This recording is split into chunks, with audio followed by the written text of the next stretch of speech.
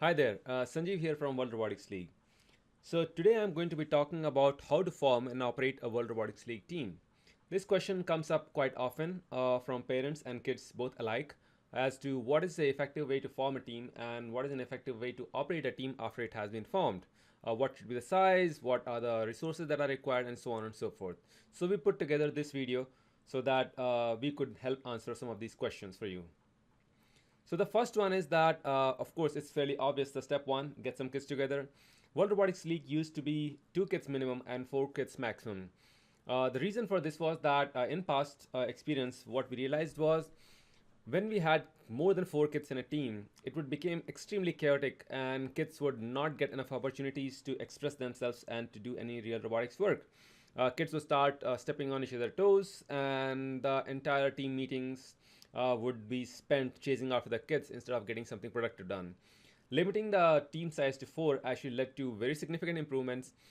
Everyone in the team gets a good opportunity to participate, and at the same time, you can have good teamwork, which is required for leagues like First Lego League. The other thing, we used to have 2 minimum size, but a lot of parents said that, hey, our kids are so engaged, they're working so hard that it's becoming hard for us to not let them be the key driver or not let them have the main responsibilities for the entire competition.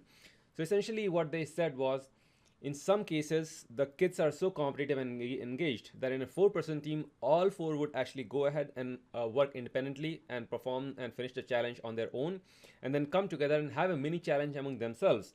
And then they would take the one that the robot and the program that worked the best, which essentially was in many ways a really good thing because the kids were engaged, but also it did not give them the right opportunity to come and express themselves in the competition. So we said, sure, we will drop the team size to 1 for highly motivated kids, and that way you can have team sizes all the way from 1 to 4.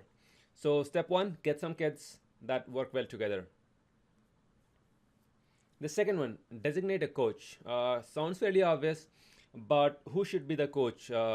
In general, traditionally in a robotics league, the coaches are one of the parents. One of the parents that is quite engaged would normally pick up the responsibilities kind of naturally.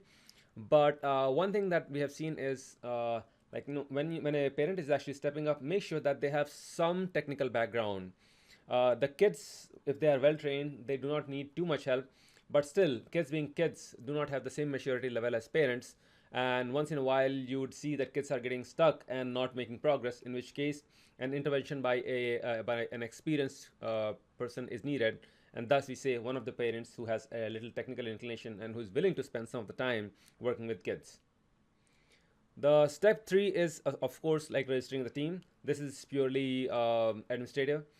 Find your local chapter of World Robotics League, or if there isn't a local chapter of World Robotics League, go ahead and form one on your own and maybe invite other teams to come and compete with you. The step 4 is to buy the right material. At the level at which we are currently operating World Robotics League, which is essentially the craftsman level, the robot that we recommend is the Lego Mindstorms EV3 core kit.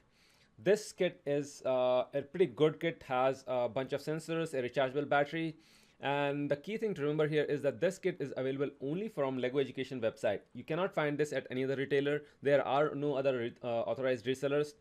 So do not even, in fact, go to the Lego store in the malls and try to purchase from there, because they do not contain the right kit. You will actually be losing a bunch of sensors and the rechargeable battery. So purchase this one and you're good to go. Step 5 is building a table. And building the table is a fairly straightforward operation. We have a link right over here where we explain how to build a table. And practically all you need is a drill and a bunch of clamps, and you're all set. So after you have built a table, you are ready to move on to the next step, step 6. And step 6 is essentially getting a mat. So tables are pieces of plywood with wooden borders.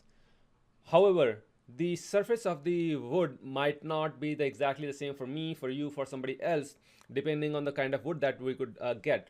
So given all of that, it's important that we make the playing field uniform for all the teams. And thus comes in the concept of mat. A mat is just a plastic sheet. It's a special kind of plastic sheet which kind of evens out all of these variances. It's a thin plastic sheet, white in color, because sometimes you want to place colored lines for the robot to be able to see, and so it needs to be white. And the top surface is a little plasticky so that we can clean it and reuse it again and again. And finally, it has a little bit of roughness. It's not too rough, it's fairly smooth, but it has a little bit of roughness so that the robot tires can get traction. Your local World Robotics League chapter should be able to provide you one, or you can probably go to some place like Home Depot and Lowe's, or Lowe's, and try and find some material that roughly simulates a reasonable mat that is smooth and yet has some amount of friction. Step number 7, if you have come so far, is like you have the table and you have the mat on top of this. Take the latest challenge or whatever challenge your World Robotics League is running at that point of time. Take that challenge and build the actual, take the table and build the actual challenge on top of that. The challenge comes in form of wood pieces, blocks, maybe other mechanisms, and so on and so forth. A key thing to remember here is that when you're building the challenge, your kid might not be able to complete finish building the challenge by themselves. And the reason is the challenge requires wood to be cut. It requires pieces to be taped very accurately.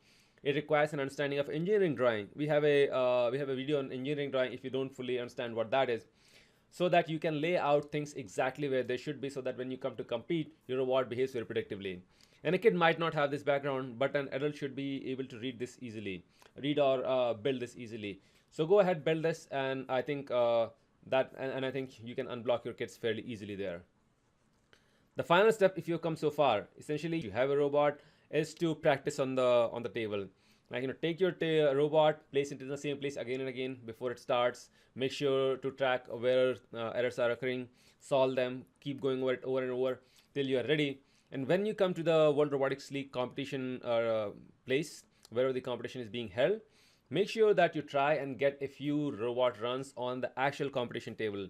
Some of the most successful teams practice exclusively at home, but as soon as they are at the venue, they try and find a few moments and mock run, or at least get a sample run on the actual table, so that they can account for any differences between the table that they have practiced at home on and the table that they got over at the competition side. And that's it. I mean, at this point of time, you should be fully ready. If you did all the steps, your team will be ready, you will be ready. Go ahead, compete, and win. And I guess I will see you at the competitions. Good luck and Godspeed.